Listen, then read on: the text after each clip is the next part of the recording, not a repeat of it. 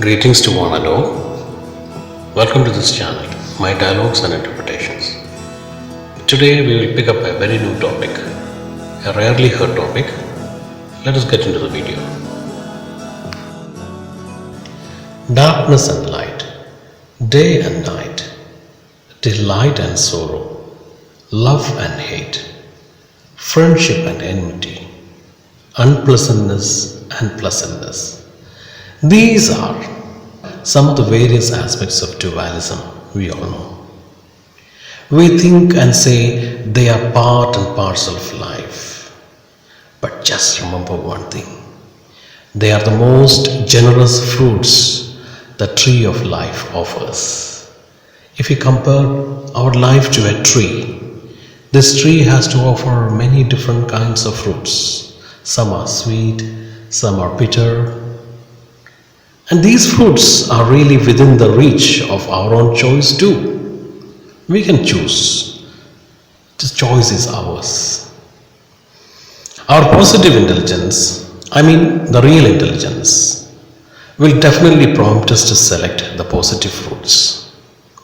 However, largely we are persuaded to pluck the negative fruits due to several reasons.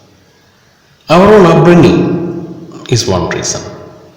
The training and environment in which we constantly interact is another reason. Our own innate tendencies. The influence of the changing colors and dramas of our life. Much drama happens in our life. Unexpected things happen. Expected things sometimes happen. That also changes the mindset. And a host of other reasons are there behind the selection of the negative fruits. We know what is right, we know what is to be done, and we all know how to deal with the varied states of life. And in every inch of our life's journey, we are prompted to do the right thing. This is all true. However, somehow or other way, we are misled by the so-called negative energies or forces.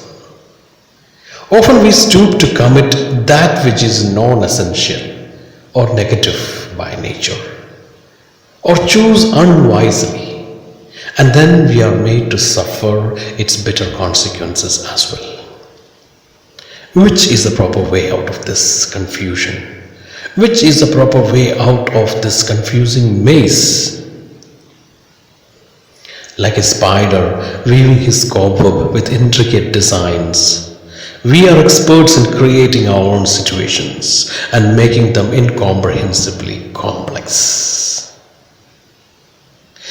Very often we have seen a spider sitting in the corner of a house, building a very beautiful castle. He has an innate skill to build a castle with intricate patterns. That skill is a very commendable skill.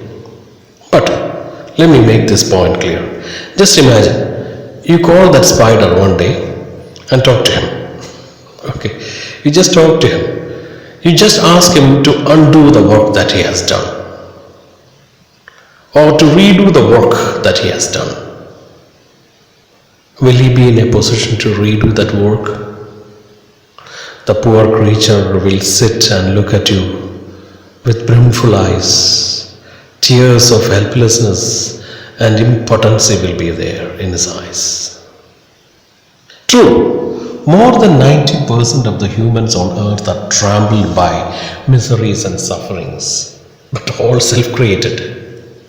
A statement like this, you will object, I know. You may ask, who will create suffering for himself or herself? That's your question.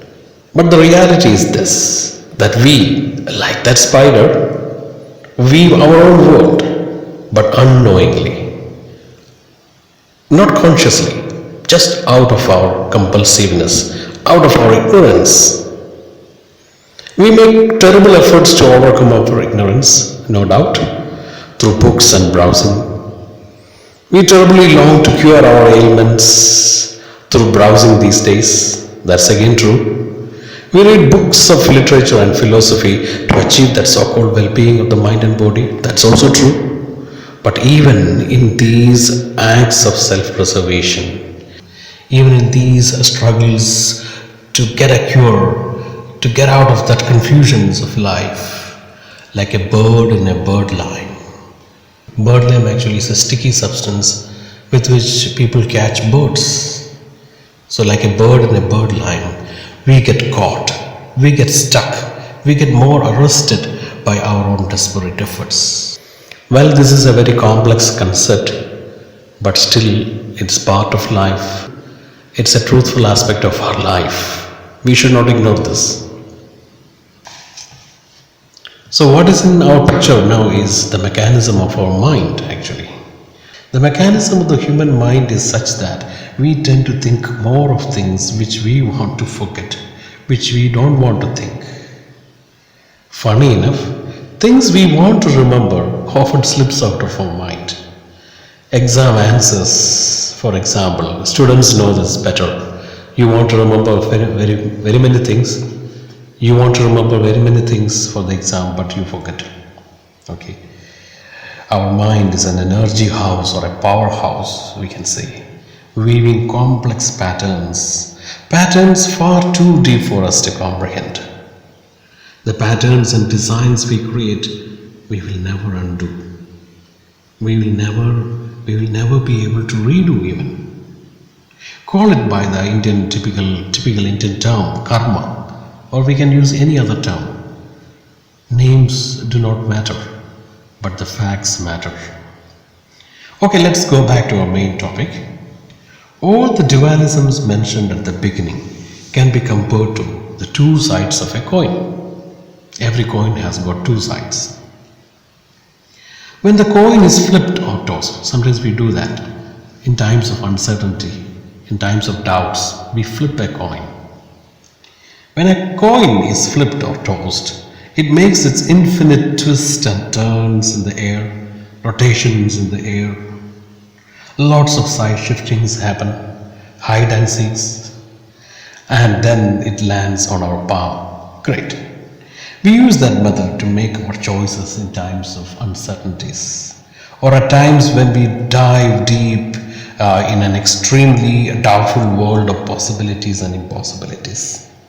Then we say, or rather conclude, yes, we say, we are lucky. We are lucky that we got this side of the coin. We are unlucky, sometimes we say. It's our fate. It was destined so. We say so many things like that. Not an exaggeration. This happens in the very case of human experience also. But again, the speed is the most difficult factor preventing prediction. We cannot see that very clearly, what is going to happen. That's it. But remember, the net result is always determined, surprisingly determined, so as to say, by the very flip that we make. I know a very elderly person, 98 years old, only 98 years old, completely bedridden and helpless, suffering intensely and acutely, just waiting for the last dark full stop, that is death. Yet the person happens to be completely conscious, eyes gleaming in a limpid and clear state. The greatest paradox of it all is she is muttering and cursing her own children for not giving the needed love and care. She many times said they will suffer for their wrongdoings. Very strange. Even in that state, the negativity hasn't been dropped. Still cling. There's no chance that this sort of stubborn thinking will ever be dropped. A lifetime is not enough in such case to drop such negativity. Imagine at night, your Alexa says your bedtime begins at 11 p.m. You stop your work, you follow her, and lie down on your soft bed. There's enough cooling both inside and outside. But your mind is worried. Some tension is building up. Will there be any chance that you will fall asleep and sleep all at once within those precious remaining hours of the night? Practically impossible. It's no wonder that Shakespeare compared our sleep to death. Conscious awakening is the only way out of this sort of ingrained negativity.